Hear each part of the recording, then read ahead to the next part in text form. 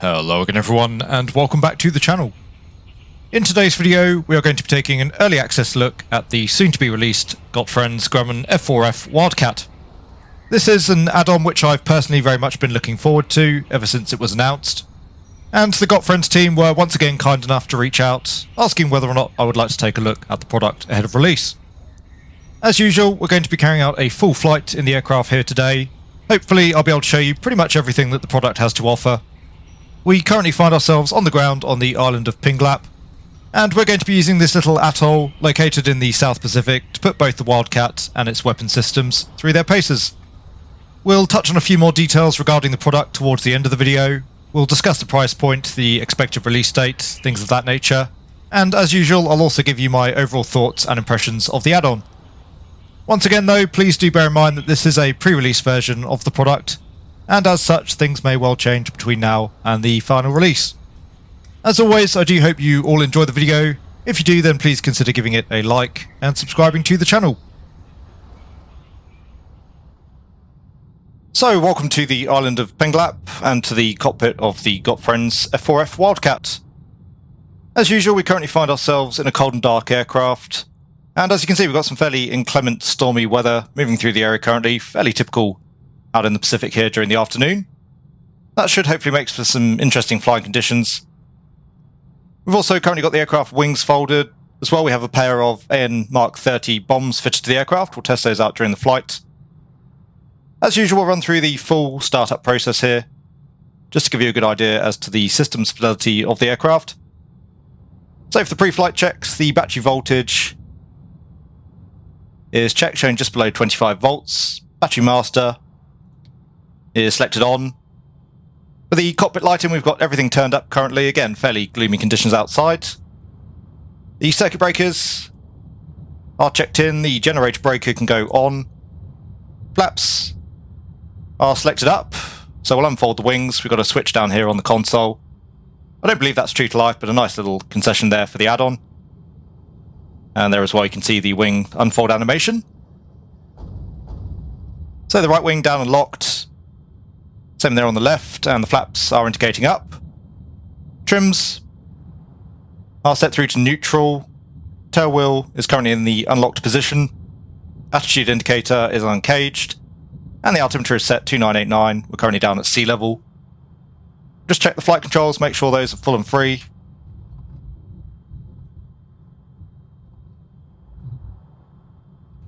Those are full, free, and in the correct sense.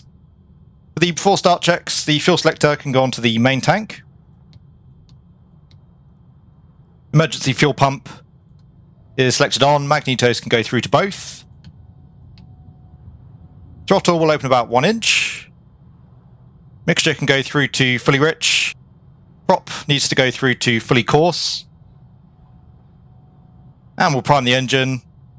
It's fairly warm day outside, so we'll just go for 3 primes initially. The priming system is modelled on the aircraft, although it's optional in terms of having it selected on or off. We'll open up the cowl flaps as well here for the start. Really nice animations and level of detail on the aircraft. You'll see the amount we actually have to rotate the cowl flap selector here is true to life. The same as well with the landing gear selector. You'll see that later on. So the cowl flaps are currently open. External lights are set as required. Just check the prop area. Looks to be good. Clear prop. And we can engage the starter.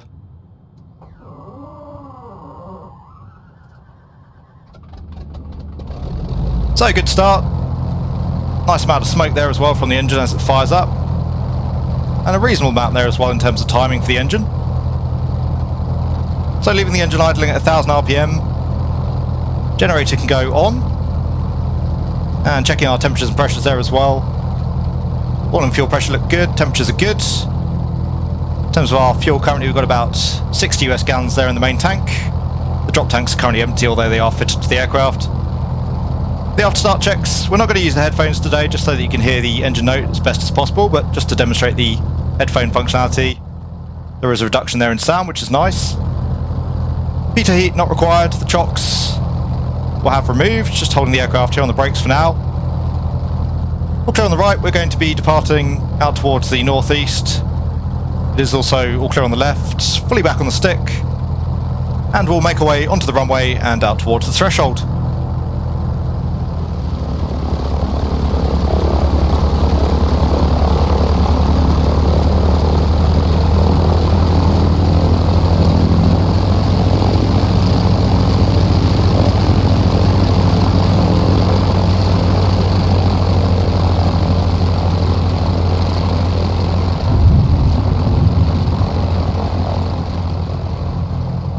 Okay, so we now have ourselves lined up and ready to go out towards the northeast. We'll just run through the before takeoff checks. The landing light not required. The prop can go back through to full RPM. And as you can see, lots of nice little touches here in terms of detailing. We've got vibration there on the map table, as well here on the coaming, and various other controls throughout the cockpit. So prop is set through to fully fine. Canopy position, we'll leave the canopy open for the flight here today. Oxygen not required. The tail wheel is set through to lock. The flaps are verified up. Just before we go here, we'll briefly run through the map table options as well. So you can see we do have a pull-out map table, which is a nice feature, and various options available on the aircraft. So we have authentic ground handling. You can choose between that and more simplified ground handling. There's an option as well for aerobatic smoke, which probably isn't realistic, but a nice little addition there should you so wish. Handle interactions, I believe, pertains to the selections here. For example, on the gear, you don't have to select between the up and down position. That will happen automatically, and then you can just crank the gear. You can choose to refill the drop tanks. To actually set the drop tanks, you can do that via the switches down here on the right hand console. Same there as well for the bombs. You can choose to have a mirror installed here on the Wildcat. You can choose that over the canopy. We'll turn that off for the flight today. There is, as discussed, an option for accurate primer simulation. You can turn that off to have a more simplified engine start. And lastly, as we've seen, there is the option as well, or the ability to fold and unfold the wings. So we'll stay the map table once again, just holding the aircraft on the brakes. Actually looks like we've got a bit of rain just passing overhead the field. It's a very short runway here out of Pingelap, so we'll hold the aircraft initially on the brakes as we come up on the power. So feeding in that throttle. Overall, I have to say the Wildcat feels really good on the controls during the takeoff, and indeed generally throughout the flight. So off the brakes, just using a little bit of braking here initially to keep the aircraft straight. We'll come all the way through to full power again with that short runway. And the rudder, as I say, feels really good. The aircraft doesn't squirm around like most tail draggers in the sim. That's really great to see. Climbing away nicely, we'll tap the brakes, bring in the gear. As you can see just how long we have to actually crank the gear handle there to get the gear up.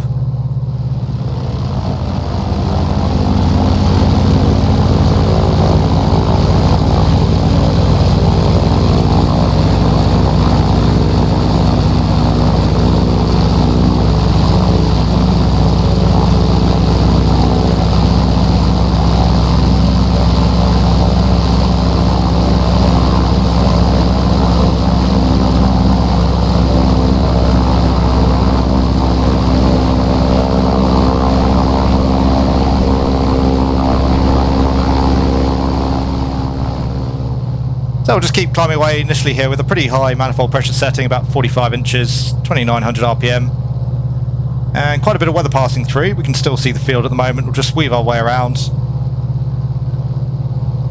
Coming back now to 30 inches. Just to get a little bit more performance back on the aircraft, first thing we'll do is drop those Mark 30s. I assume the N stands for Mark. It may well not. It's an AN M30 bomb anyway. We'll drop those. Lose a little bit of weight, and then we can carry out some maneuvers afterwards. So bring the aircraft back round towards the east. You can see the field. There's a clearing out towards the northeast of the runway. We'll go and drop our bombs there. Just to give you an idea of the functionality there, and as well the visual animation. They are animated, albeit the particle effects are fairly basic. And unfortunately, I have tried dive bombing. The animations there don't seem to work particularly well if you go for a dive bombing run, so we're just going to go for a level run here in towards the target area. We'll get ourselves down to around 300 feet, which is obviously far too low in terms of dropping a standard high explosive bomb. But that's just really to demonstrate the animations to you here.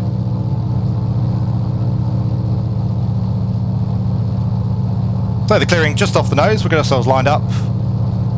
There's 300 feet. And releasing the bombs, we'll climb away. So as you can see, there are particle effects. They're fairly basic. There are some small explosion effects as well.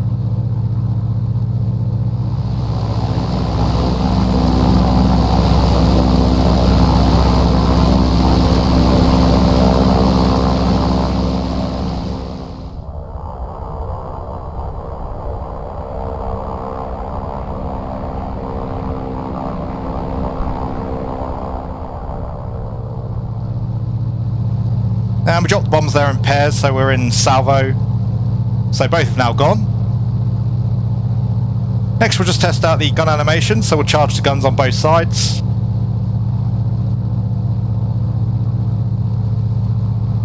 And once again back to 30 inches, checking our temperatures and pressures, everything looking good. Still running fairly high temperatures here currently, so we'll leave the cowl flaps open. And unfortunately the weather not being very kind to us here, really having to scud run away around the islands. Just cut back in again through this band of showers. That's before we'll head out towards the clearing, we'll make a quick gun run. We'll take the gun sight on. And again, very nicely modelled overall. I really do love that Gotfriends have included all of these little features. It does make this beautiful warbird just feel like it has teeth all that little bit more.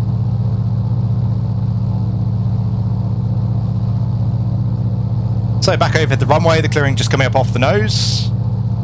At 180 knots currently, 1,000 feet. Probably getting pretty wet here as well inside the aircraft. We'll close up the canopy once we've made our pass. So firing the guns, and again overall pretty nice effects there.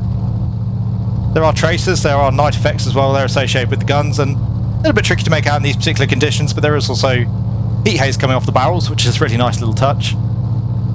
Though I don't know how accurate it is. Okay, so we'll stay low level just for the moment. More than anything just to keep sight with the ground. And quite a bit of weather now passing through the area. We'll have to negotiate that again later on for the landing. We'll close up the canopy, keep ourselves dry. And if nothing else as well, you can hear the change in sound effects here as we do so.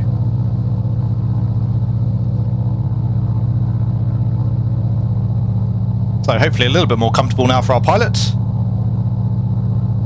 We'll try and find a bit of a clearing and then we'll carry out some manoeuvring just to get more of a feel for the flight model, but overall the aircraft feels really nice on the controls. I have to say it's got a real feeling of weight to it, more so than most other aircraft in the sim. I was actually back in P3D again recently, flying the HOA Spitfire, and I was actually pretty surprised just how hefty the aircraft felt. I've gotten so used to the flight modelling in Microsoft Flight Simulator and the aircraft being fairly lightweight, fairly touchy on the controls. But this feels much more like my experiences in P3D. The Wildcat really does feel pretty heavy, really does feel like a lump of iron. So I think Gotfriends have done an excellent job with the flight model. The only thing I would say, there's not really any handling change in terms of changing engine power settings. Whether you've got full power or not, you don't really notice any swing, which was something that was very noticeable on the Flying Iron Hellcat, for example. I presume that the Hellcat does have a slightly more powerful engine, but I'd still expect some sort of similar behaviour from the Wildcat. So in that respect, the flight model doesn't feel quite as advanced, but nevertheless, it does feel really nice on the controls in terms of weight, in terms of inertia. And you really do get a sense flying this aircraft why it was actually so well beaten by the Zero in terms of performance. It really does feel, like I said, you're flying a bit of a brick, a bit of a lump of iron. It's not particularly responsive on the controls, it's not particularly fast. We've got a bit of a clearing here between the weather. We'll go back through to full RPM. And we'll come up to around 45 inches for now. Actually, the most we can get up at altitude here is around 42. About 40 US gallons now on the fuel state. One control that does seem to be inoperative currently in the aircraft is the supercharger, as best I can tell.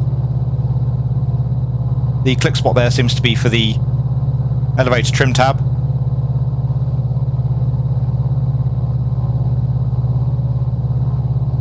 So we're up now at around 160 knots, full power. We'll just level the aircraft off. Up to around 5,000 feet. So while we've got ourselves clear, as I say, we'll carry out some fairly basic manoeuvres as usual. Go for a loop. We'll try a high rate turn. So rolling the aircraft in. The prop disc animation as well could use some work, both internally and externally. Not the prettiest prop disc as I've seen in the sim. So it's coming up through about 270 miles an hour, 3,000 feet. We'll come back on the stick.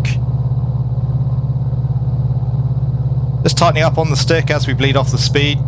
Again, the aircraft feels very heavy, not particularly agile. Nevertheless, nicely coming over the top of the loop. Cutting the throttle again on the way down.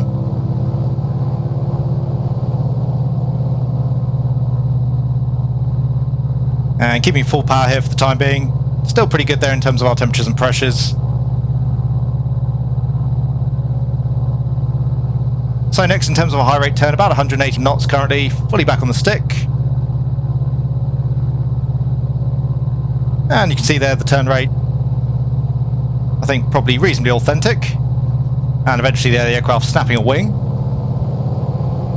So nice pavey there overall.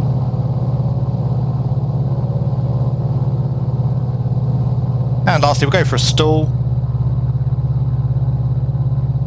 We'll go for a power on stall. That should accentuate the aircraft's behaviour in the stall. Presumably here the engine's going to pull us around as we bleed off that speed. But again, high speed, low speed, full power, idle power, not seeing too much change there. In terms of the aircraft handling, you can see we're fully balanced here at the moment. I've got no rudder input currently. Back through 120 knots. Interestingly, we're actually getting around 48 inches now on the manifold pressure, up through 6,000 feet. Presumably there the supercharger's kicked in. I guess if that is modelled, it's modelled automatically. Back now through about 90 knots, up through 7,000 feet. The RPM there as well bleeding off as the speed reduces. There's 70 knots, and as we expected, as the speed drops off and we stall, snapping the left wing. Holding fully back on the stick, that spin is developing, we'll release the controls. We'll recover at a nice high altitude here, we don't really want to get too disorientated here out over the water. Okay, we've got the islands off the nose, we'll make our way back in towards the airfield.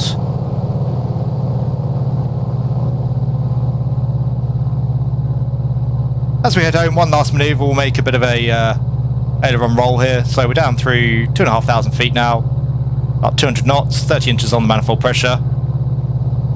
Pull the nose up. Just try a slow roll initially. Again, I really like how the aircraft feels on the controls. It does feel very weighty. It's really not as twitchy or lightweight as most flight models in the sim. Godfriends always seems to do a pretty nice job with their flight models, it has to be said. And the Wildcat certainly no exception. Just to demonstrate the roll rate of the aircraft then, that's full deflection now. And again, as compared with the Zero, which the Wildcat initially was put up against during the early stages of the war, you can see why the pilots really had to come up with some group work and tactics there to defeat the Japanese. The aircraft certainly wasn't on a par with the Zero in terms of performance.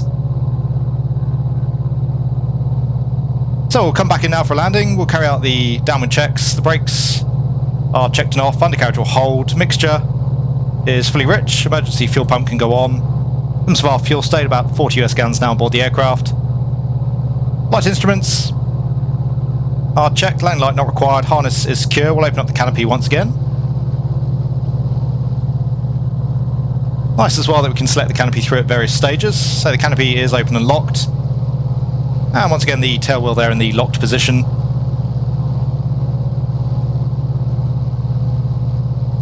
So we'll come back through to 40 inches on the manifold pressure. We'll make a fairly high speed pass down the runway. Carry out a flyby as usual so that you can hear the engine sound and the engine note as we pass over the field. And then we'll break away off to the left. We'll come back around for a landing. Again, pretty short run here at Pingelap. So a nice challenging landing for us. But of course the Wildcat is a carrier capable aircraft, so pretty capable in terms of short distance landings, although we don't have any help from any sort of arresting gear of course here on the runway.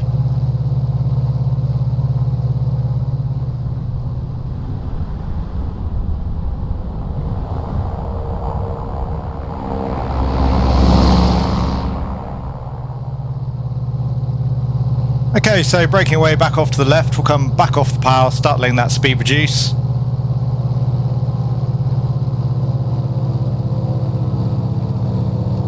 And we're just going to fly a bit of a right teardrop approach here back towards the runway.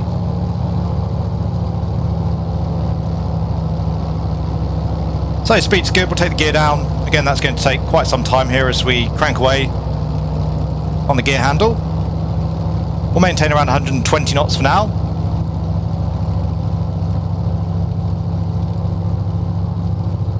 And we'll just hold the landing flaps. There's quite a bit of drag associated with those. Same with the gear. The gear is indicating down. And the runway just coming up on our 2 o'clock position. We'll take the flaps through to the landing position. There's only 2 positions on the flaps, they're either up or down. The landing checks, pitch is set fully fine, undercarriage is down, flaps are set. Landing clearance not required. The runway was checked visually clear there during the fly past. We're doing about 100 knots currently. We've got full aft elevator trim here now and still needing quite a bit of backstick to keep the aircraft where I want it in pitch, so fairly heavy here in pitch, limited trim authority.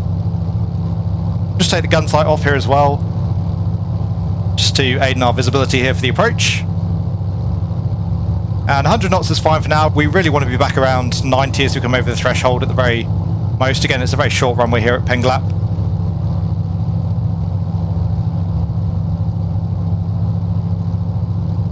We'll fly a little bit of a curved approach here as well, just to aid in our visibility.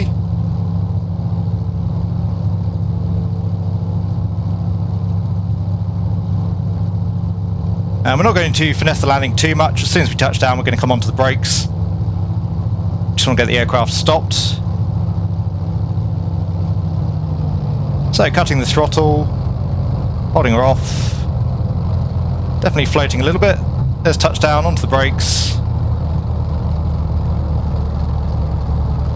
And as you can see, full braking there and just about making it before the end of the runway. We'll unlock the tail wheel and we'll get ourselves swung around.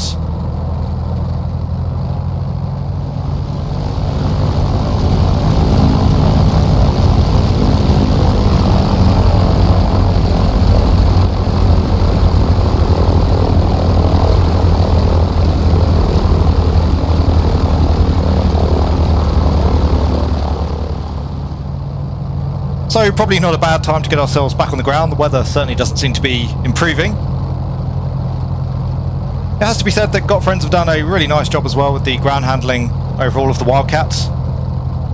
The aircraft will ground loop, although I suspect it's probably a little bit harder to do that in the sim than it might be in reality. And similarly, a quick stab on the throttle, get some airflow going over the rudder. The aircraft will turn with the tail wheel unlocked. Of course, as well, you can use the brakes to help induce and increase that rate of turn. They've got full left rudder here currently, not a whole lot happening, but as we come up on the power, we'll see the aircraft start to respond, just using a little bit of brake here as well, again just to tighten up the turn. So we'll get ourselves parked up, and then as usual, just finish off the video with my thoughts on the product, bearing in mind at the moment we are still looking at a preview of the aircraft.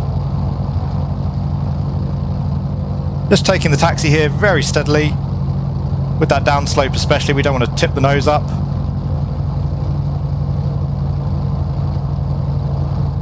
But again, with a little bit of finesse and a little bit of care, the Wildcat can be taxied pretty effectively. Onto the brakes, just making sure we're straight. We'll lock up the tail wheel and take the chocks there as well, which is assigned to the park brake. Back to 1000 RPM for the afterlanding checks. The flaps can come up. Landing light is selected off. Pitot heat is selected off. Just wait here for the flaps to run in. Again, you can see the flap indications there on the wing. So the flaps are up for the shutdown checks. The mixture can go through to cutoff. Maybe the engine slightly abrupt there in terms of the stopping animation. Magnetos are selected off. Fuel selector is in the off position. Generator breaker is selected off, and we'll do the same there as well for the generator master. Chocks have been installed. Tail wheel is locked. Oxygen is selected off. Same for the gun sight. The emergency fuel pump is selected off. Once again, the pitot heat is off. The lights are set. We'll leave the cockpit lighting master on. Cow flaps We can close that once again. And the battery master we can take off. That is the shutdown checklist complete. So there you go guys, I do hope you enjoyed our early access look at the Gotfriends F4F Wildcat. As I think I made pretty clear during the video, despite the fact that the product is still currently in early access, I think that once again Gotfriends have done an absolutely excellent job with the aircraft. The Wildcat is very much up to their typical standards, making it, I would say, one of the most complete warbirds available within the sim. The F4F is expected to release towards the end of September, with an in-sim marketplace release at a later date. As always, it is worth noting that should you purchase the aircraft from the in-sim marketplace, then any of the weapons functionality that you've seen here in the video today will be unfortunately unavailable on the product. The price point for the aircraft will be $19.99 US, which I think is very reasonable given the level of quality of the aircraft overall. Touching on a couple of the product's features that we didn't discuss here in the video today, the Hellcat features CFD flight modelling, as well as discussed a free castering tailwheel model. The aircraft also comes with built-in carrier capability, with both a launch and recovery feature. Currently the package includes 8 4K liveries, although Gotfriends have said they may add more before release. As we've already seen, there are also a lot of nice animations and extra details included on the aircraft. A couple of additional details that we didn't get to see in today's video. The aircraft also models prop damage, crash damage, visual sparks, smoke, as well as heat blur. Dynamic airframe drag is also modelled, so the canopy position, the fuel tanks, fitting bombs on board the aircraft, cowl flaps, they'll all affect the drag of the aircraft and of course overall the performance. So a very nice feature set, again particularly given the price point, and once more a very nice product from the Gotfriends team overall. As usual, just to finish up the video, I'll give you my own personal thoughts on the Wildcat. Once more, do bear in mind that this is a pre-release aircraft, so some of the things that we found along the way may well change between now and the add-ons release. Given that this is an early access look at the aircraft, I'm not going to go into full depth here with my conclusions, but I will just briefly run over each aircraft category and what I think of the Wildcat. So, starting with the visual model, both in terms of modelling and texturing, a pretty top-notch effort from the Gotfriends team. The Wildcat certainly looks very beautiful both inside and out, as I'm sure you'll have noticed during the video. It's really nice as well to see all of the extra effects that have been added, for example the vibration in the cockpit, the smoke and heat effects off both the engine and the gun ports. All of those little touches really make the aircraft feel that much more alive and that much more authentic. In terms of the flight modelling, I would say very good overall. Again, I very much enjoyed how the Wildcat actually felt to fly. The aircraft certainly felt the part, it felt very heavy, very lumbering. My only significant critique of the flight model, again, would be the lack of engine torque effects. That may be by design, perhaps Gotfriends have chosen that route to make the aircraft more accessible to a wider audience. Systems depth on the F4F is certainly above average. Almost everything in the cockpit was clickable and functional. I would say the systems depth here is very much on a par with the Flying Iron Warbirds. Really nice, of course, though, that we do have the inclusion of basic weapons system modelling as well. The sound set on the aircraft was overall very good. By and large, I really like the engine sounds, although I did find the engine sounds during the flyby to be a little bit meek. The cockpit control sounds were just a little bit of a mixed bag. Overall very comprehensive in terms of what's been modelled sound-wise. But some of the cockpit controls, for example the cowl flap operation, the gear operation, I could be wrong, but I was expecting those to be a little bit heavier, a little bit clunkier, just have slightly more of a mechanical feel to the sounds overall. In terms of additional features, the Gotfriends Wildcat is clearly right up there with the very best products available in the sim. Really nice that we had the chart table instead of an onboard tablet, that makes the whole options menu feel much more authentic. And the fact that we do have basic functionality of the weapons really brings this aircraft up right on a par with the Milviz Corsair in terms of functionality. As I've often said, to my mind the Corsair is probably the most feature-complete warbird available within the sim. One feature that I would have liked to have seen is the option to have a period-appropriate pilot model. And actually, on that note, it would be really great if Gotfriends could give us a pilot avatar, not only for the Wildcat, but one that we could use with any aircraft in the sim. Currently, the sim is still very much lacking a World War II period or thereabouts pilot model.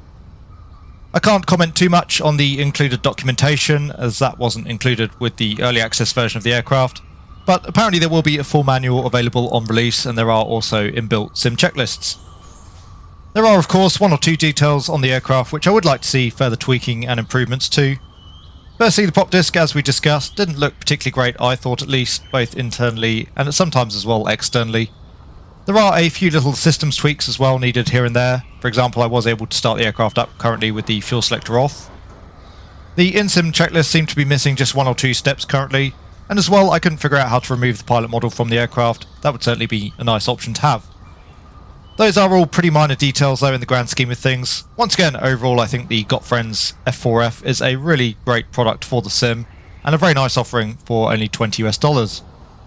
As I mentioned during the introduction, this is an add-on that I've been very much looking forward to personally, and overall the add-on certainly didn't disappoint. So once again, the aircraft will be available towards the end of the month, retailing at $20 US, and it will also be made available through the in-sim marketplace at a later date. A very big thank you once again to Gotfriends for letting us take a look at the F4F Wildcat. I really enjoyed the flight. I do hope that you did as well. As always, if you did, please consider giving the video a like. If you'd like to see more content from the channel and you've yet to do so, then please do consider subscribing as well. And if you would like to help support the channel further, you can do so by becoming a channel member or patron. As usual, a very big thank you to my channel members and patrons for all of your support. I do hope that all of you are having a great day, wherever you are. Take really good care, and I will see you all again soon.